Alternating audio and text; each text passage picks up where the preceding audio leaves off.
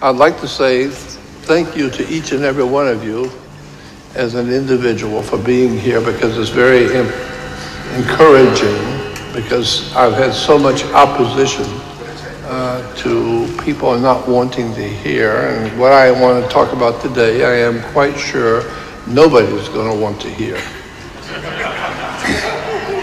But I am convinced, after some 60 years of reading and studying and talking with all the experts and lecturing and writing, etc., and many books and many hours of radio interviews, hundreds and hundreds of radio interviews. I started in 1959. That's 60 years ago. And I realized that the entire world was ignorant and ill-informed, and even as a child, even as a kid, I realized that when you ask adults questions, they have no idea in the world what you're talking about. So they'll give you some blank, pat answer that they normally give, which is their opinion based on what they've heard from other people, which told me that forget asking other adults, well, as a child, anything, because they're not going to know, they're not going to understand what your questions are. And one of the most important things that happened to me when I was a little kid, 7 and 8 years old, I was a Catholic, born and raised in a Catholic religion. And according to the church customs, a 7 and 8 year old child has a special day in church, and there's a special church service for a child, and it's called confirmation. When you, as a 7-year-old, are going to be a confirmed Catholic, asking a child at 7 years old to be confirmed anything is ludicrous. But we were told, I was told in the class in the Catholic school, the couple of days before the confirmation service, that it's possible that the bishop who was coming to town to officiate over the service for the children, that he might ask the children after the service was over if they had any questions. Now that they are confirmed Catholics, he would try and answer the questions. And so we were told, if the bishop does that, if he asks, just remember, you don't have any questions. Period. You remain quiet. And I thought to myself, even as a small kid, I thought to myself, my mother doesn't tell me what I can think. Who are you to tell me what I can ask or what I can't? And so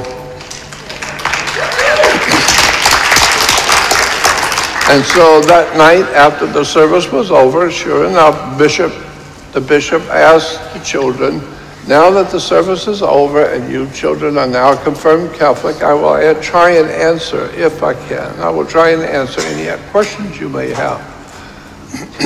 So I stood up because I knew I want everybody in this church to know who's talking. I stood up so everyone could see me. And I said, yes, Bishop, I have a question. I said, my father works with torches, like I'm a welder, and he lets me play with torches on occasions to teach me how dangerous they can be. And I know how important they are. And I said, suppose I had a torch that was burning, and an angel appears to me.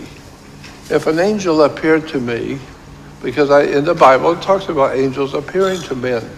And so suppose an angel appeared to me and I was holding a torch.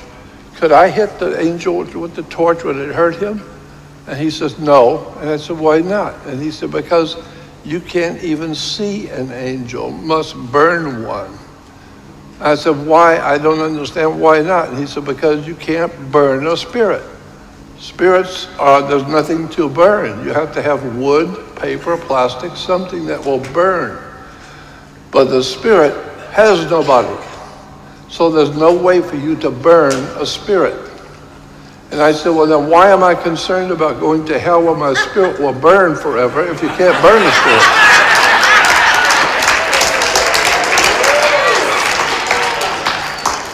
He looked at me like he was, like a deer in the headlights.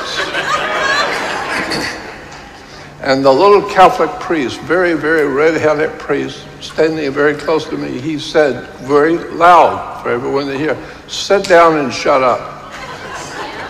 And I thought, I can do that now. I've proven that this man doesn't know what he's talking about. So I began asking questions of adults, and I began to realize that adults do not have any answers. And the reason why is because their parents didn't teach them any answers. And the reason why the parents didn't know is because their parents didn't teach them. And so what we have is a continual repetition of people being born into this world, coming into the world as a baby, and knowing nothing and understanding nothing. And then they grow up and they have babies, and they bring in babies, and more babies are growing up to have more babies. Eventually you'll have 7.5 billion people on the earth who have no idea why they're here, what they're doing, or where they're going, or where they're going to go when they leave here.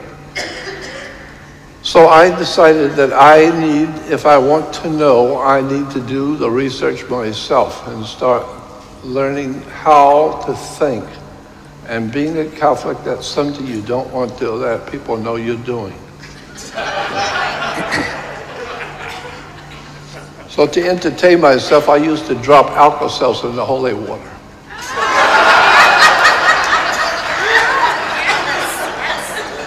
Yeah, I love watching the adults get all bent out of shape when they see the holy water bubbling. Anyway, so I learned a long time ago that you need to do your own homework. And what we're asking, the kind of questions I was asking, probably there was no real answer to it. Something you have to deal with in your own spirit. And so later on in 1959, I became aware of the influence of secret societies, secret groups like the Mafia, La Cosa Nostra, the underworld organizations that operate all around us. They feed us, they give us our clothes, they conduct construction. The whole world, especially the kind of world that we live in, is really run by organized crime. And in my opinion, the most criminal organization that's ever existed on the face of the earth, in my opinion, after 60 years of inquiring, I am totally sure it is the Vatican. The Vatican is the most incredible, corrupt, dirtiest governmental system on the earth. And it has impacted America, it's impacted our country and our government, and it's an incredible story. So I set for myself the goal of studying as much as I could every day about the secret societies that run the world. And that started in 1959. Later on, after a few years, I came across a man named Anthony Hilder. And Anthony Hilder was a very big name in Hollywood at the time. And he had produced a series of records, 33 and a third records, all three of them. And it was called Illuminati. And in it, he had another man named Myron Fagan explain how the Illuminati secret societies operate in the world today. And it was the most incredible subject I have ever heard, most outrageous lecture I've ever heard. If you would like to hear it, it's on my website. I have a copy of it. I put it on my website. My website is Jordan Maxwell Show, S-H-O-W. You have to add the word show, jordanmaxwellshow.com. And when you go on jordanmaxwellshow.com, you will see an advertisement, a little flyer, talking about Jordan Maxwell Research website. So you have to join the research website. And the reason why you have to join it is because I have lawyer friends who have told me, if you're going to tell the public things which you better be careful when you talk in public about, then you had better put it on a private website so that people have to join, which shows they want to hear. Because my lawyer friends told me, if you go to a restaurant and there's about 10 or 15 people with you, and you're sitting in the back of the restaurant with your group of people, whatever, at that dinner table, you can say anything you want about anybody. Call them any name you please, say anything you please about anybody. That's if your friends will accept it. But if you go on radio or go into the public and start talking that way, that's different, because government is empowered to protect the public. Therefore, if you're using terms and words and saying things about people that was very offensive, government can come in and ultimately shut you down, because they're protecting the public from hearing the truth or what you feel. And so I became fascinated with this subject of the Illuminati, and like I said, if you go on my website, Jordan Maxwell Show, and go to my Jordan Maxwell Research website, that's a private website and you have to join it. And it's only a one-time contribution for a lifetime subscription.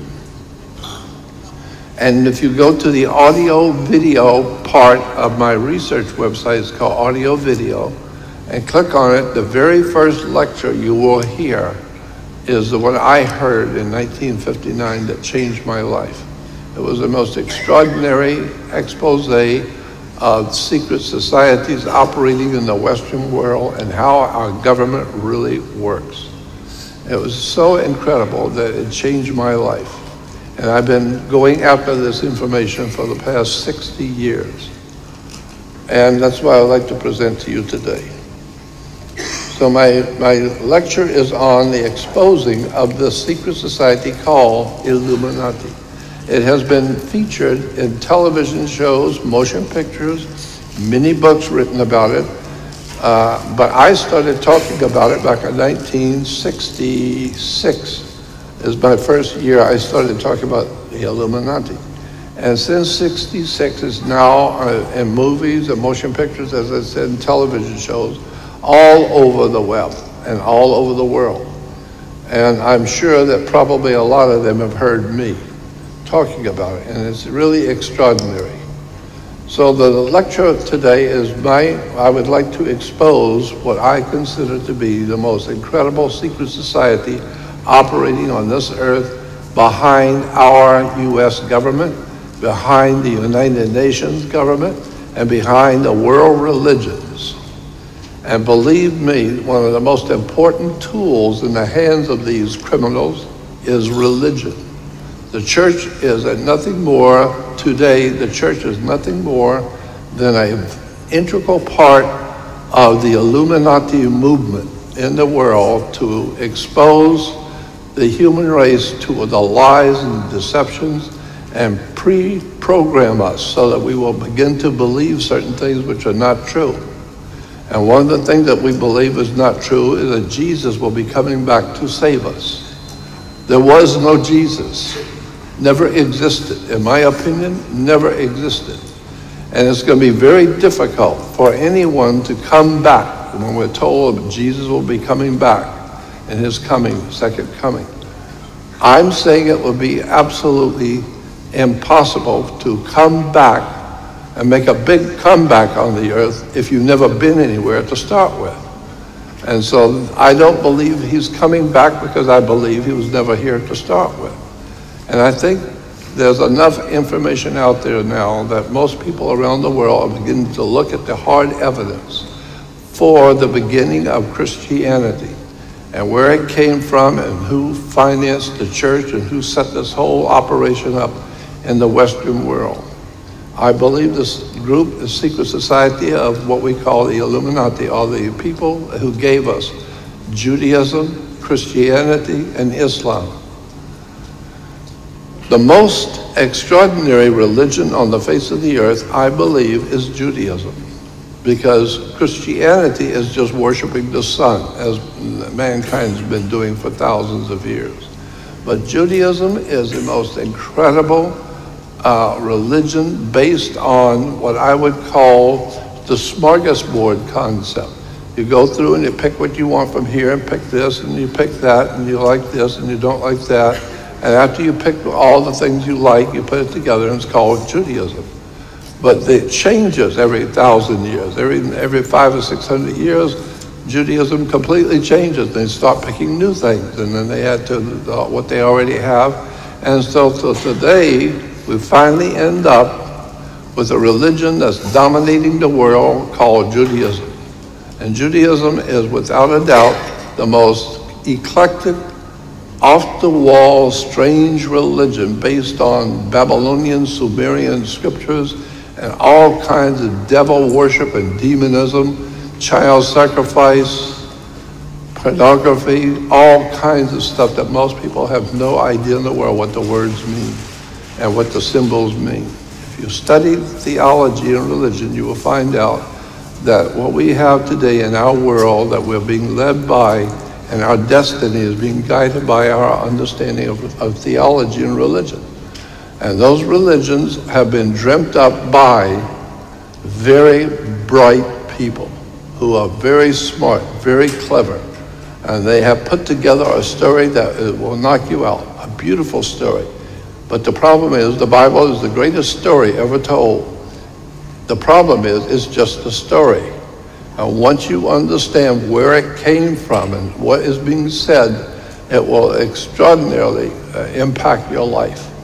Because the whole of Christianity and Judaism and Islam is based on two things: the power of the sun and sex, period.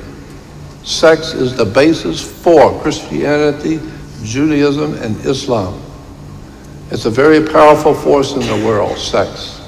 And it has given us three of the major religions of the world. And most people are totally unaware of all the symbols that are right in front of you. And it's really quite a story. I mean, in order to be a clergyman in the Christian religion, you have to go to a seminary.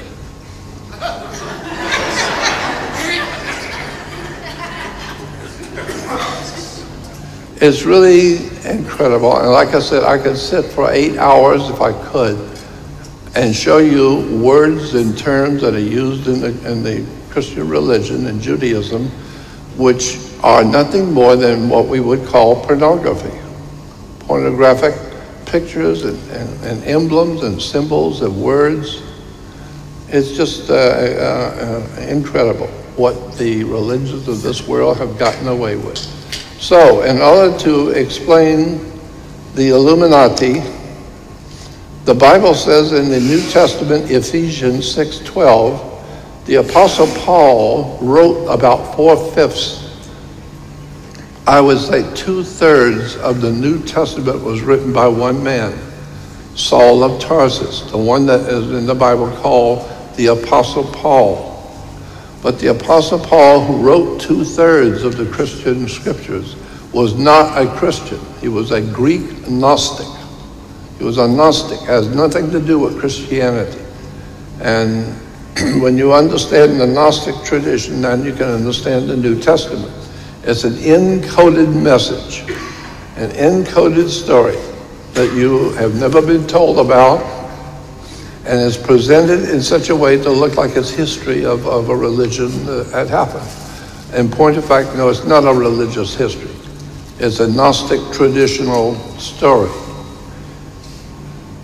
And so the Apostle Paul, the Gnostic, wrote in the New Testament, Ephesians 6:12, he said, "For we wrestle not against flesh and blood, but against principalities and against powers, against the rulers of the darkness of this world, against spiritual wickedness in high places."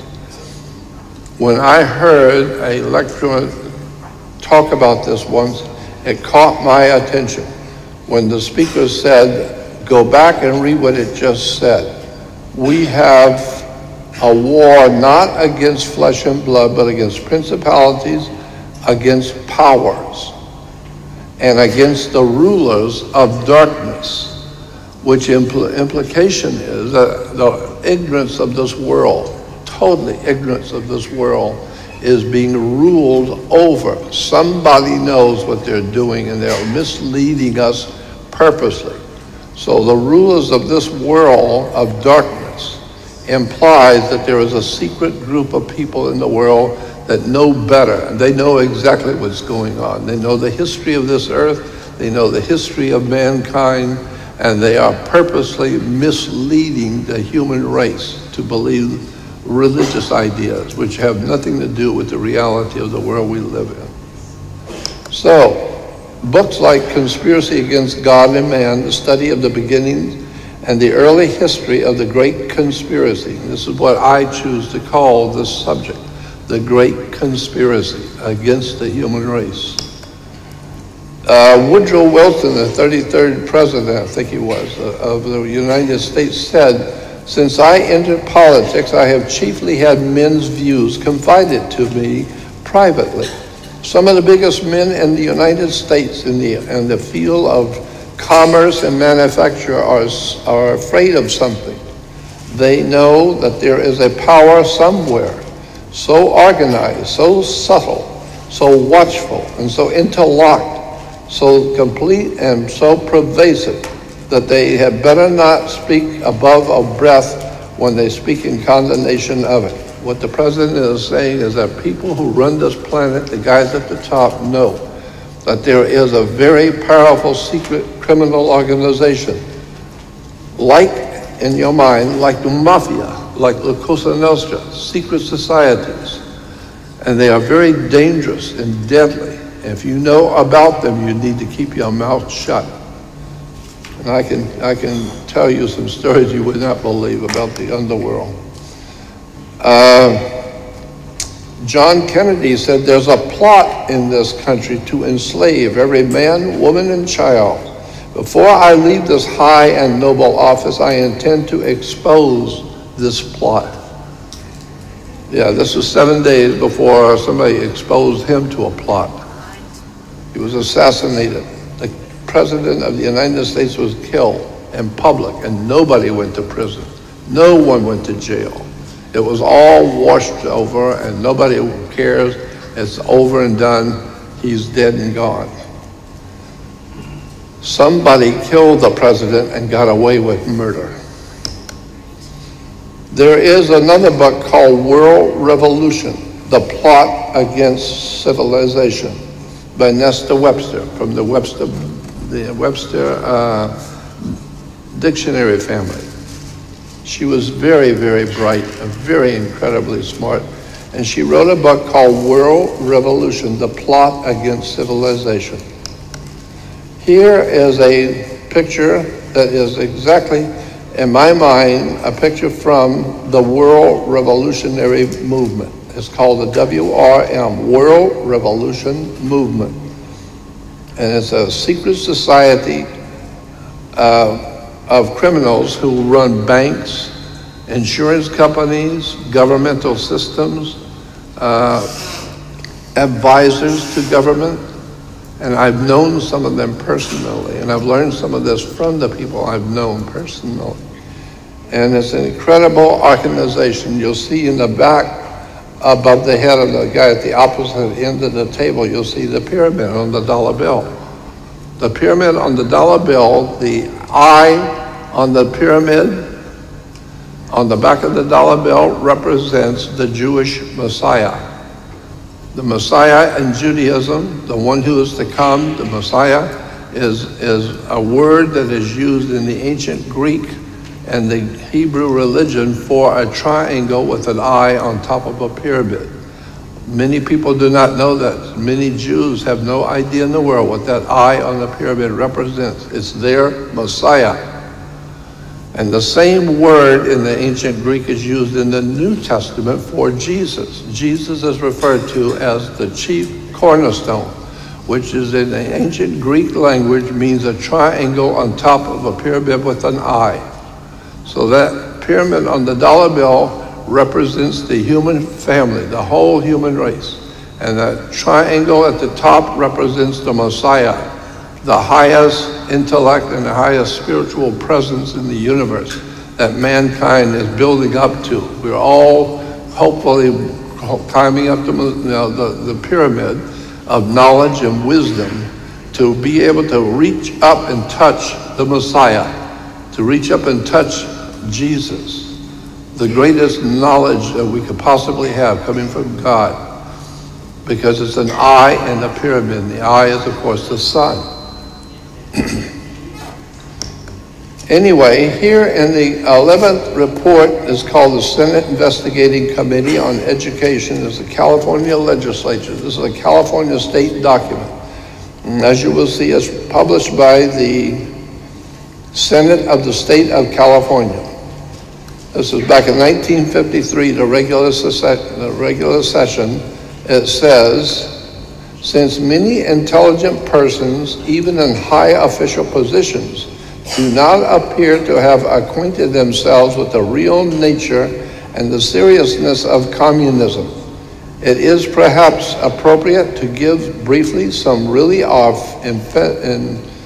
informative and authentic data concerning communism. Goes on to say communism and Russia are by no means synonymous. Russia merely occupies the unfortunate position of being communism's first victim. Communism is synonymous with world revolution and seeks the destruction of all nations, private property, and all political and civil liberties. And this is what we want to talk about today. So-called, the next page in the California Senate report says, so-called communism, modern communism, is apparently the same hypocritical and deadly world conspiracy to destroy civilization that was founded by the secret order of the Illuminati of Bavaria on May 1st, 1776. And that raised its hoary head in our colonies here at the critical periods before the adoption of our federal constitution. See the book World Revolution by Nesta Webster. The World Revolution conspiracy appears to have been a well-organized and a continuing plot, and ever on the alert to take advantage of every opportunity presenting itself or that the conspirators could create. It goes on to say it is significant in this connection that as early as 1783, when unsettled conditions and dissatisfaction in some quarters had arisen in the American colonies, subversive anonymous sermons were circulated among the colonial army to incite dissatisfaction and rebellion. George Washington immediately called the army together, and in addressing them, he used this significant language. George Washington said, quote, "My God, what can this writer have in view by recommending such measures? Can he be a threat? Can he be a friend to the army? Can he be a friend to this country?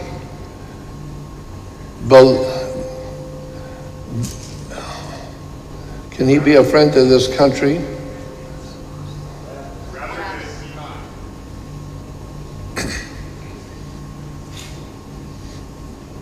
Is he not an insidious foe, some emissary perhaps from New York, the Empire State,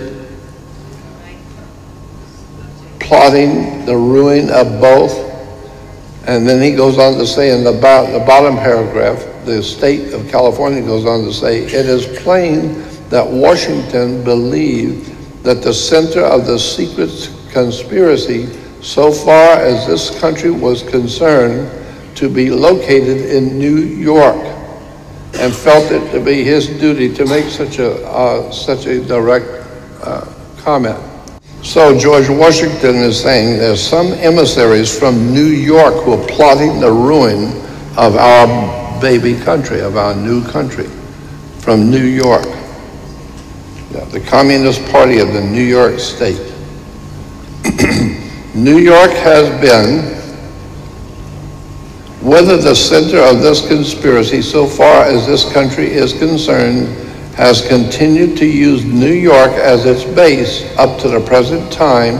It is very apparent that in recent times New York has held and is now holding the center for the stage for communist activities in this country.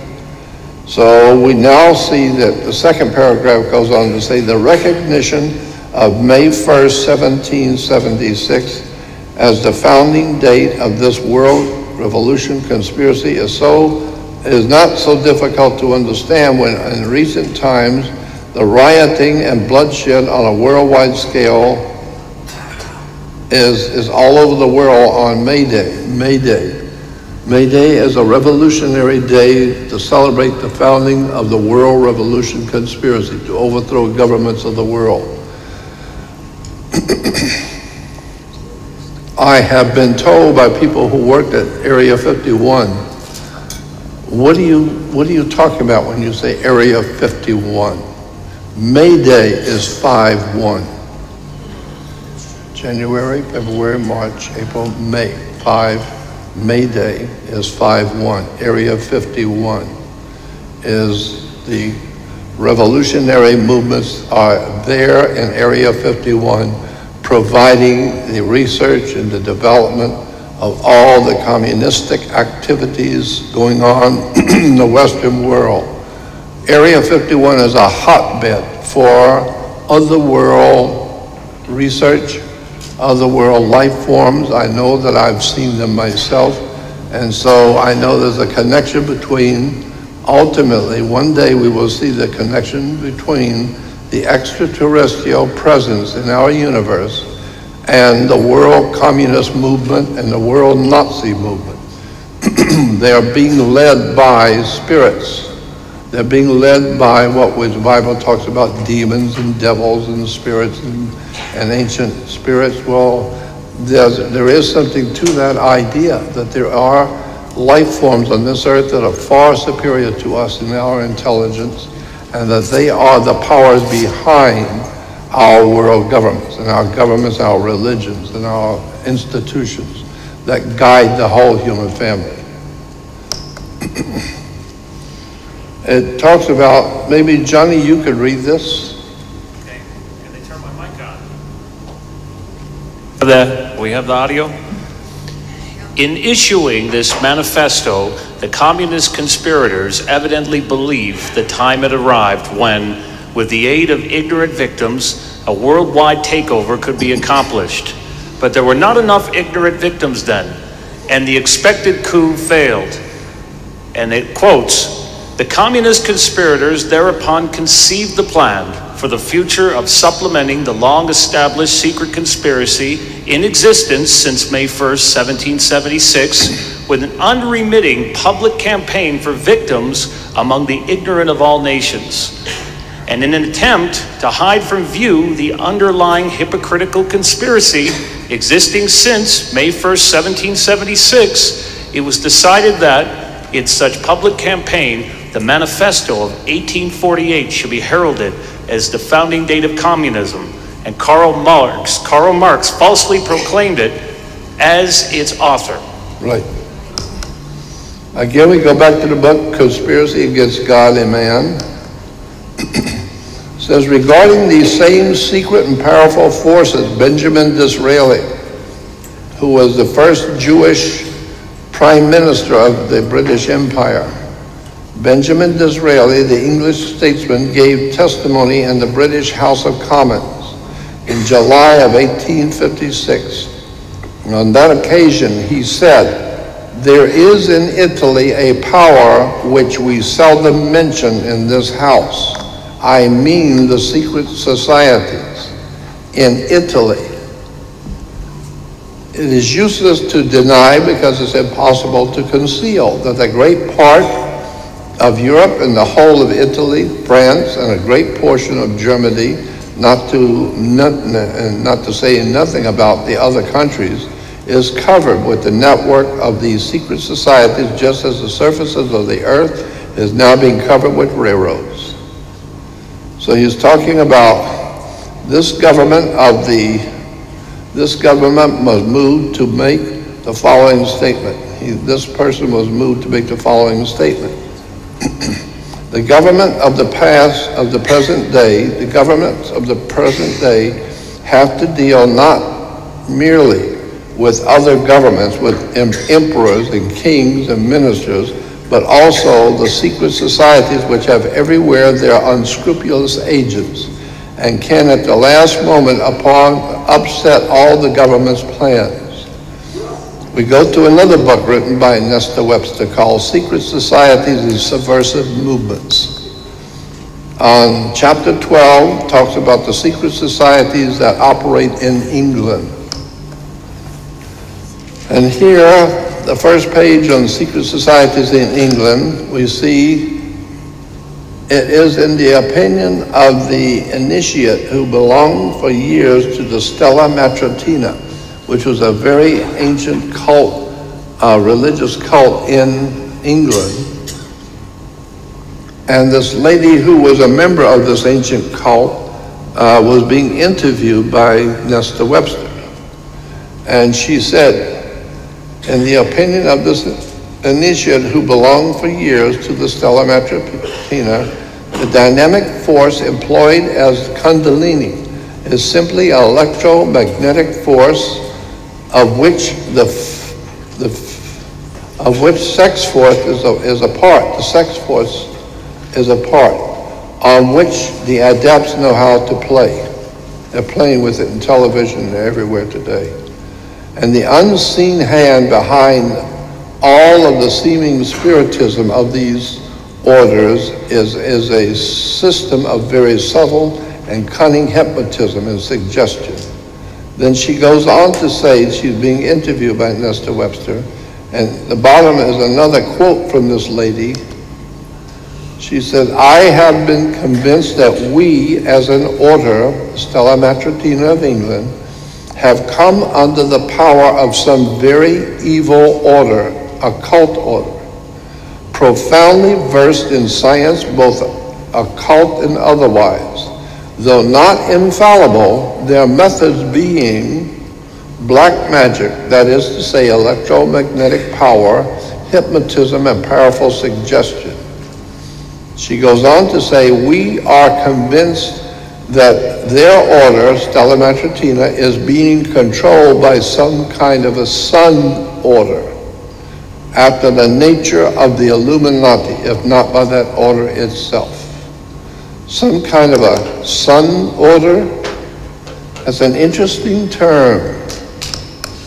In order to understand the world crises today, we need to go back 4,400 years ago to the Mesopotamian sun worship. Later became the Aton worship of ancient Egypt. And this is where the real story begins. Aton worship is the problem we are facing today on the earth all over the world. There is a very powerful secret society that we loosely call Illuminati.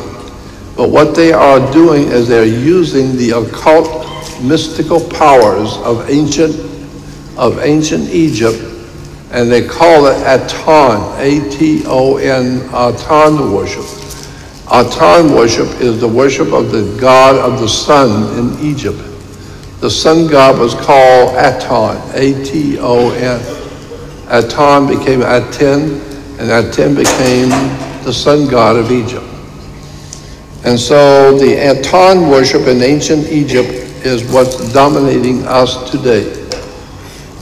Here is a picture of Aton, the sun god, in the ancient Egyptian system. The Aton was a very powerful secret society sun god, and the sun illuminates the human world. And so when the sun brings light into the world, we say they are enlightened, or Illuminati. They are illuminated. highly intelligent secret societies knowing things in science and occultism and mysticism and war and technologies that we humans know nothing about.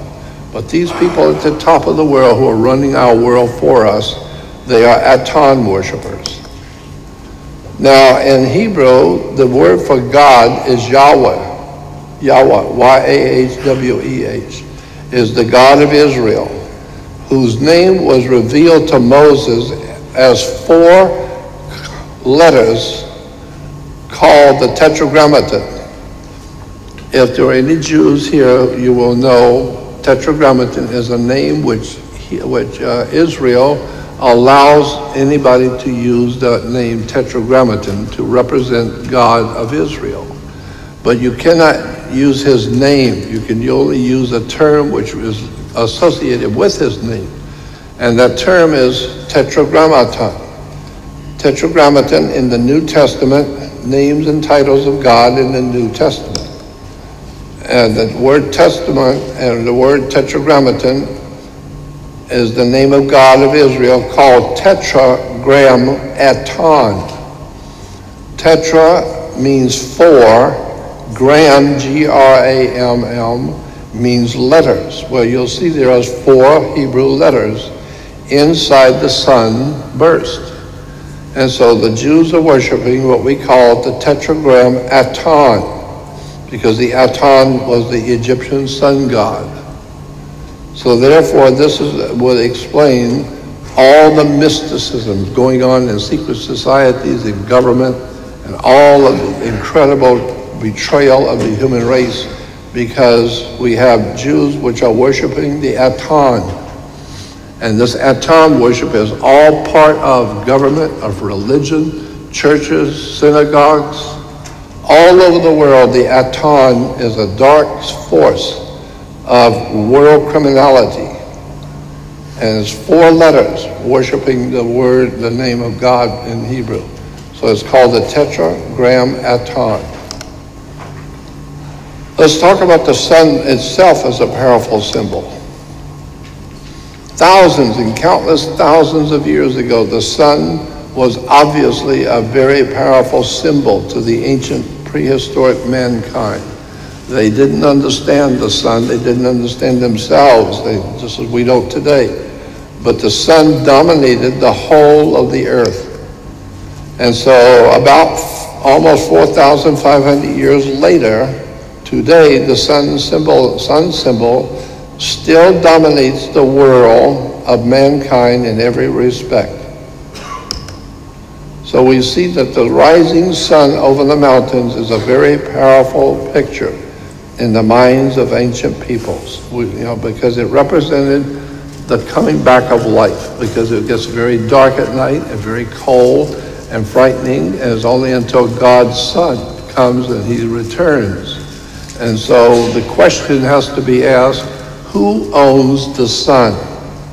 Well, obviously nobody on the earth owns the sun. Well, if the sun is owned by someone, who would it be?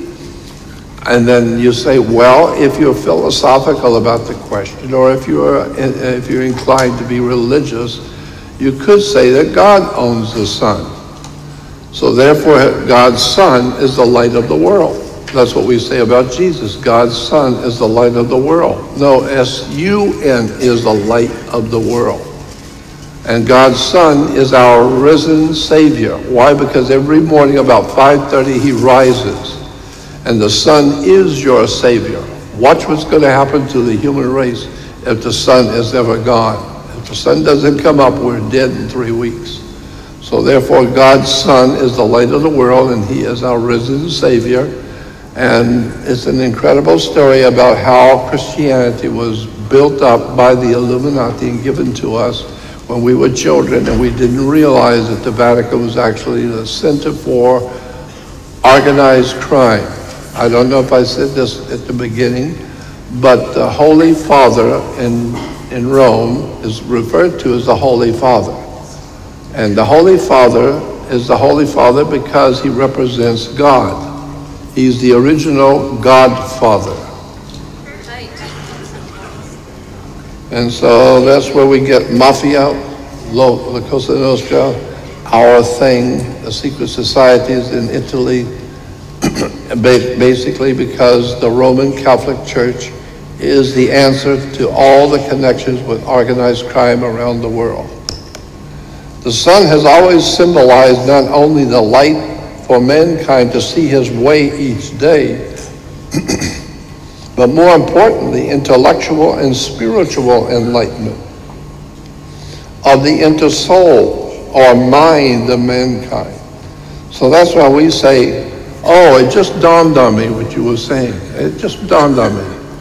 What do you mean dawned on you? It means that the sun, the light of the sun, just came into your dark, ignorant, ill-informed, and unread mind that you've been stumbling around the world with your darkness in your mind. And someone who is trying to intellectually, spiritually advise you and teach you something, we say, well, that person's brilliant. Well, if he's brilliant and he's trying to tell you how to think and trying to show you where things come from, then you say, oh, it just dawned on me. So we say things like, oh, I see what you mean. It just dawned on me what you're talking about. What do you mean dawned on you? Well, the sun just came up in my brain. I've just been enlightened. I've just learned something because I can see it now because the sun is up and now I can see what you're saying. So I can see what you're saying. It just dawned on me. Well, it's like the earth is people are waking up all over the earth continually on a continual basis. As the sun moves across the earth, where the light is, the people are waking up. It just dawned on them. The sun is up, time to get up. But the other half is sound asleep. And so that's what we are up against. People like myself trying to educate the world around me. But most people are ignorant and ill-informed and in the dark and have no idea in the world about the extraterrestrial connection that is guiding our destiny. And one day it's going to show. We have such abilities to educate ourselves through newspapers, magazines, etc. Newspapers are called Sun Community newspapers. The Daily Sun, the Sun Sentinel, the Sun newspaper, the New York Sun, the Herald Sun, the Las Vegas Sun, the Alpine Sun, the Claremont Sun, the Vancouver Sun. These are all newspapers based on the idea that the sun, when it rises, it brings light into the world. And now you can read and understand what's going on with your life.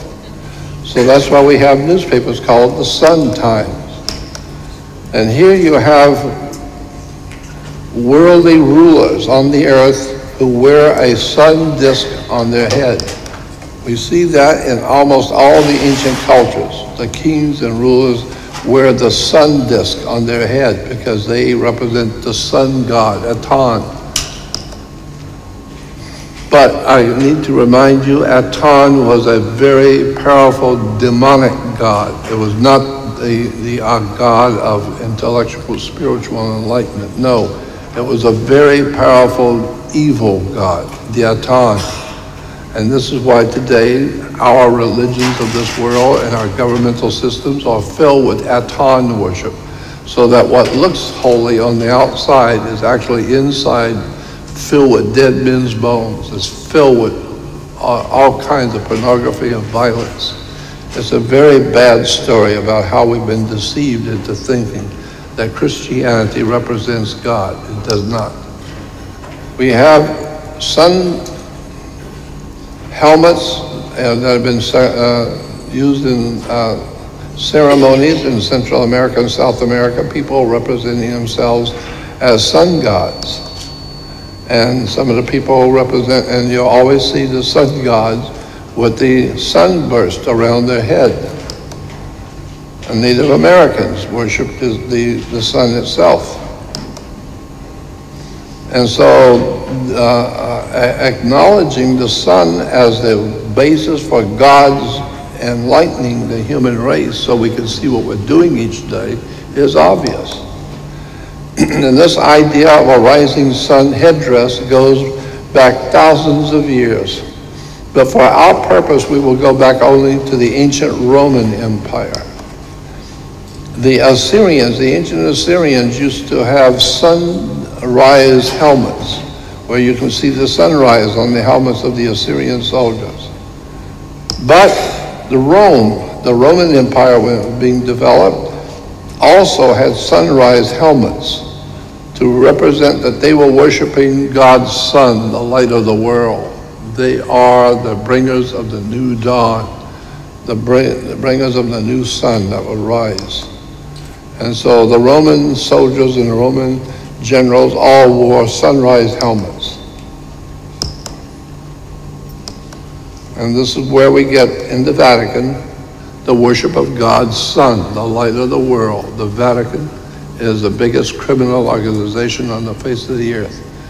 You can tell that by how many mafiosi and gangsters will go to Rome and bow on their knees and kiss the ring of the Pope. The idea is you better bow on your knees and kiss the ring of the Pope, because if he decides he doesn't like you anymore, you're dead. You're a dead man walking. And so, in fact, the ancient Romans, in ancient Rome, there was an imperial Roman sun cult. And that's what we want to look at today. The imperial Roman sun cult in Rome, today we refer to it, it's still there, we call it the Vatican. And in the Vatican you will see the sun as the back of the Vatican as the whole instrumentality of the Roman Catholic Church is based on the sun worship of Aton. Then we talk about the evolution of the imperial cult. The official offer of cult, of the word cult, to a living emperor acknowledged his office and rule as the divinely appointed and constitutional, because Caesar represented the Aton, the absolute God of power on the earth, and he was the epitome, he was the Godfather. Here you will see Mithra. Mithra was the imperial sun god of the ancient Roman Empire. And you will see Mithra in the ancient Roman Empire with the spokes around his head, obviously being the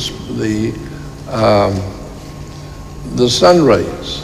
And then the new sun god, Mithra, in Rome today is, of course, Jesus with the sun rays around his head. This is the same thing you will see in the Statue of Liberty, with the Statue of Liberty, with the spokes around the head of the Statue of Liberty.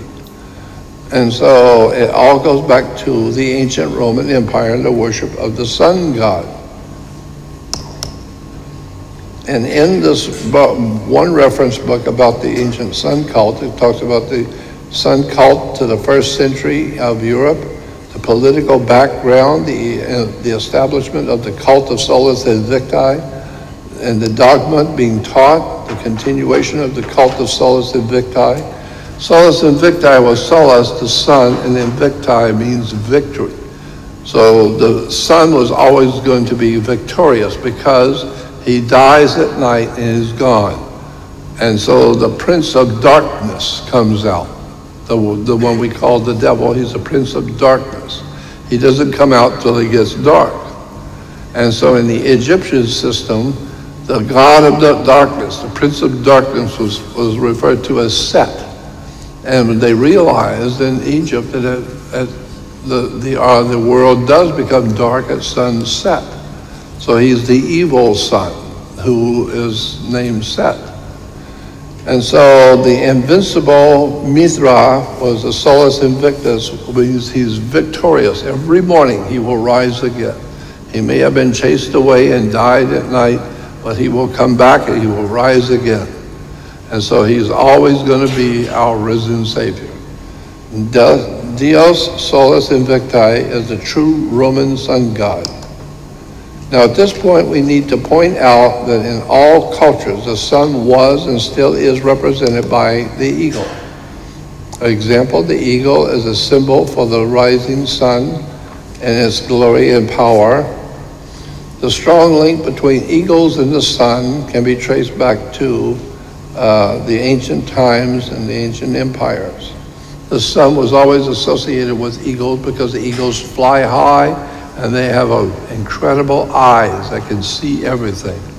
So the ancient people said, well, that's what the sun does. It flies high, they can see everything a man does. So God's watching you. And here we have Caesar.